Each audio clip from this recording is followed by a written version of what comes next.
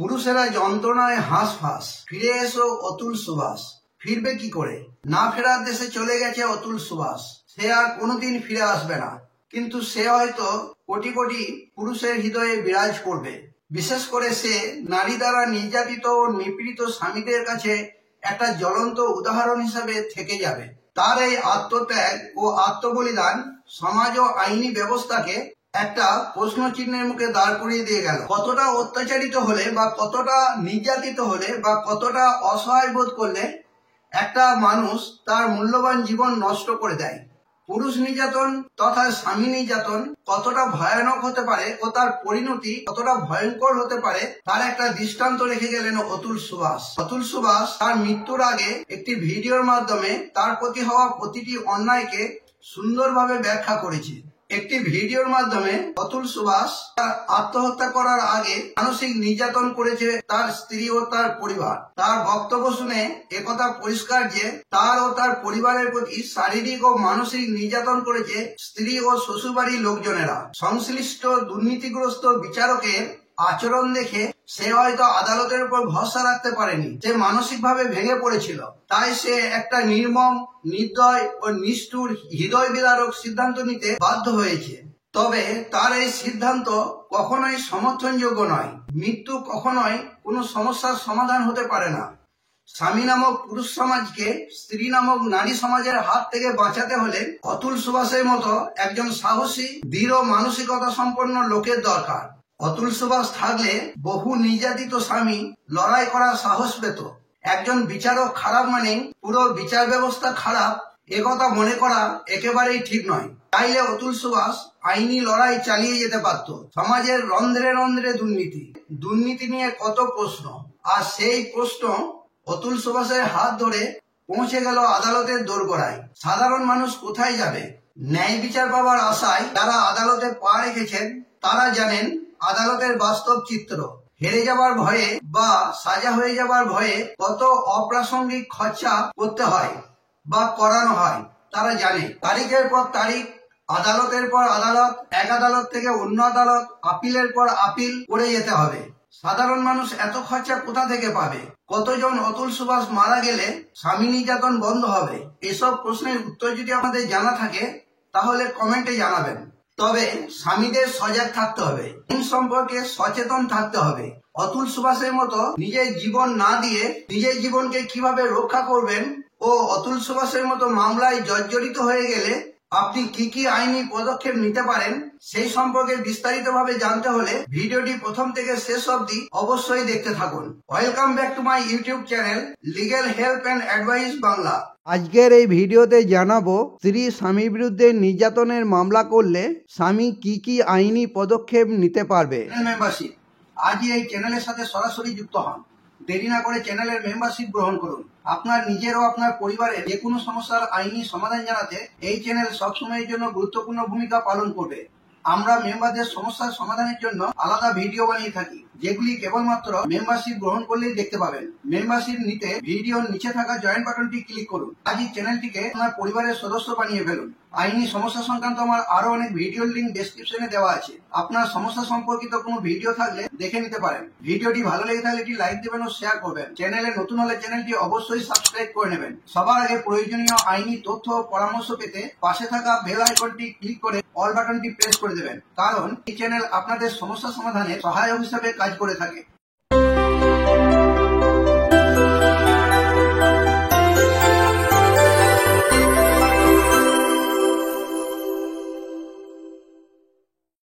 স্ত্রী স্বামীর বিরুদ্ধে নির্যাতনের মামলা করলে স্বামী কি কি আইনি পদক্ষেপ নিতে পারবে।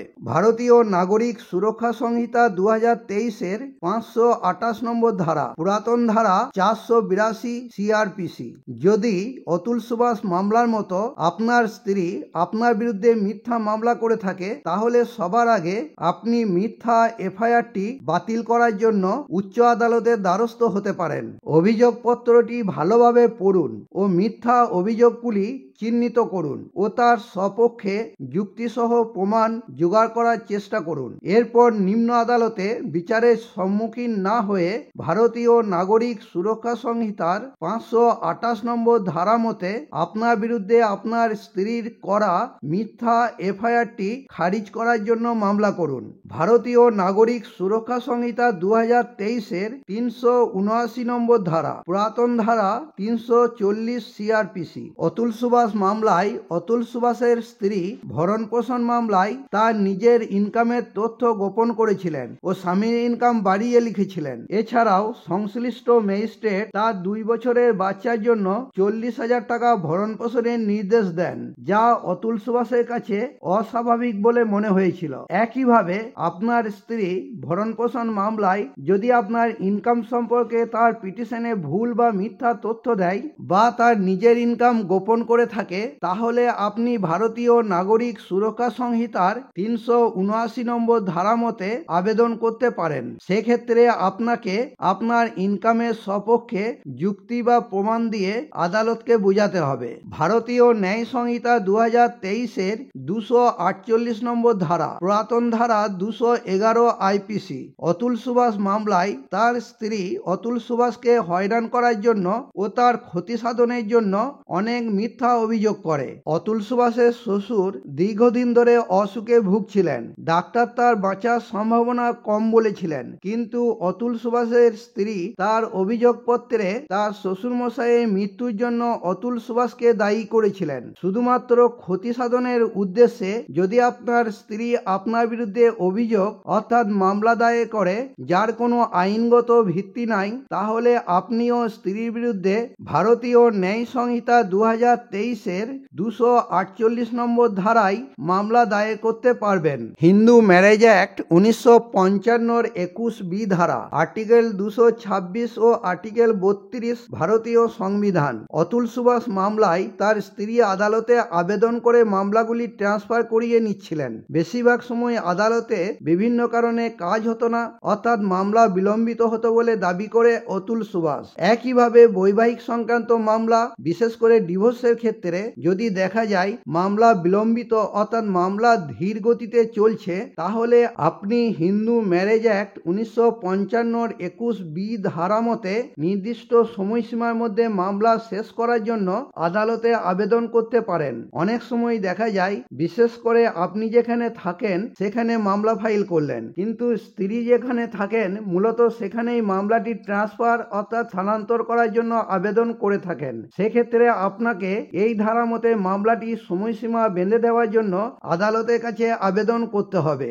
মামলার নির্দিষ্ট সময়সীমা বেঁধে দেওয়ার জন্য আপনি হাইকোর্টে আর্টিকেল 226 ও সুপ্রিম কোর্টে আর্টিকেল 32 মতে রিট পিটিশন দাখিল করতে পারেন। দেওয়ানি সংহিতার অর্ডার 5 রুল 4, অতুল সুভাষ মামলায় সুদূর ব্যাঙ্গালোর থেকে তাকে বারবার আদালতে হাজিরা দিতে আসতে হতো, যা তার পক্ষে কষ্টদায়ক ছিল বলে অতুল সুভাষের বক্তব্য। কিন্তু সব মামলার ক্ষেত্রে আপনাকে আদালতে হাজির হওয়ার প্রয়োজন পড়ে না। যদি আপনি যেখানে থাকেন সেখান থেকে আদালতের দূরত্ব বেশি থাকে, সেক্ষেত্রে আপনি দেওয়ানি সংহিতার অর্ডার 5 রুল 4 মতে আদালতে আবেদন করতে পারবেন। কিছু মামলা ব্যতি রেখে ও এমার্জেন্সি কোনো কারণ না ঘটলে আদালত আপনাকে হাজির হওয়ার জন্য জোর করতে পারে না। আবার এমার্জেন্সির ক্ষেত্রে বর্তমান সময়ে ভিডিও কনফারেন্সের মাধ্যমে আদালতে হাজিরা দেওয়া যেতে পারে। ভিডিও কনফারেন্সে অনুমতি চেয়ে আদালতে আবেদন করতে পারবেন। পিতামাতা দ্বারা ভরণ পোষণের পাল্টা মামলা দায়ের করা। অতুল সুভাষের মামলায় সংশ্লিষ্ট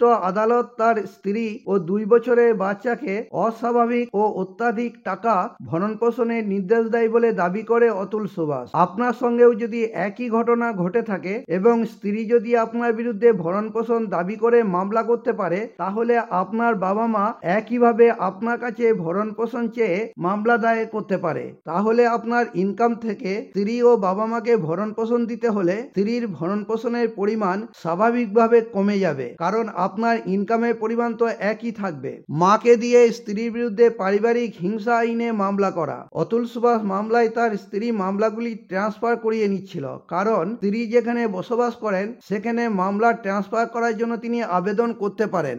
এরকম ঘটনা যদি আপনার সঙ্গে ঘটে থাকে এবং স্ত্রী যদি আপনার মা বাবার সাথে থাকে, তাহলে আপনি মাকে দিয়ে স্ত্রীর বিরুদ্ধে পারিবারিক হিংসা হিংসা আইনে মামলা করাতে পারেন। সেক্ষেত্রে স্ত্রী চাইলেও মামলাটি ট্রান্সফার অর্থাৎ স্থানান্তর করতে পারবে না। মা যে আদালতে মামলা করবেন অর্থাৎ যেখানে তিনি বসবাস করে থাকেন, স্ত্রীকে ওই আদালতে হাজিরা দিতে হবে ও মামলা চালাতে হবে। স্ত্রীর বয়ফ্রেন্ড থাকলে তাকে যুক্ত করে মামলা দায়ের করা। স্ত্রীর যদি কোনো বয়ফ্রেন্ড থাকে তাহলে স্ত্রীর বিরুদ্ধে মামলা করুন ও বয়ফ্রেন্ডকে ওই মামলার সাথে যুক্ত করুন। মানি রিকভারি মামলা। অতুল সুভাষ মামলায় অতুল সুভাষের শালা, স্ত্রী ও আঙ্কেল অতুল সুভাষের কাছ থেকে বিভিন্ন সময়ে ব্যবসার জন্য টাকা ধার নিত ও তা পরিশোধ করত না। শ্বশুর, শালা, স্ত্রী বা স্ত্রীর নিকটাত্মীয় যদি আপনার কাছে ধার নিয়ে থাকে ও তা পরিশোধ করতে না চায়, তাহলে আপনি তাদের বিরুদ্ধে আপনি যেখানে থাকেন সেই আদালতে মানি রিকভারি মামলা দায়ের করতে পারেন। সেক্ষেত্রে স্ত্রী ওই মামলা ট্রান্সফার করতে পারবে না।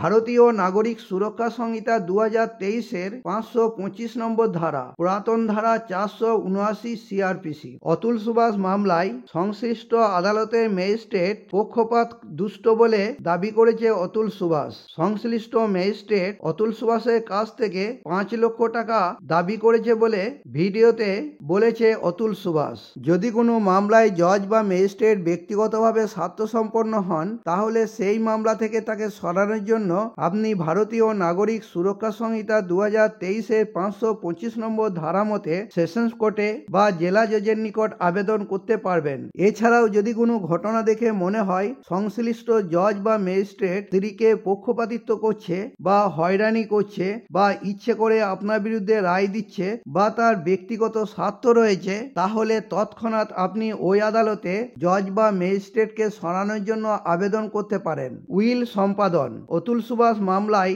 তার স্ত্রীর বক্তব্য ছিল অতুল সুভাষের কিছু হয়ে গেলেও সে সম্পত্তির মালিক হবে। একইভাবে আপনার স্ত্রীর যদি আপনার সম্পত্তির উপর বা আপনার বাবা মার সম্পত্তির উপর লোভ থাকে, তাহলে হয়রান হবার কোনো দরকার নেই। হিন্দু আইন মতে পৈতৃক সম্পত্তিতে স্ত্রীর অধিকার পাওয়া মুশকিল। যৌথ পরিবারে কারা কোপার্সনার হতে পারে সেই সংক্রান্ত আমার একটি ভিডিওর লিঙ্ক ডেসক্রিপশনে দেওয়া আছে, চাইলে দেখে নিতে পারেন। আর স্ব-অর্জিত সম্পত্তি হলে আপনি আপনার সম্পত্তি আপনার ইচ্ছে মতো ব্যক্তিকে উইল করে দিয়ে যেতে পারেন।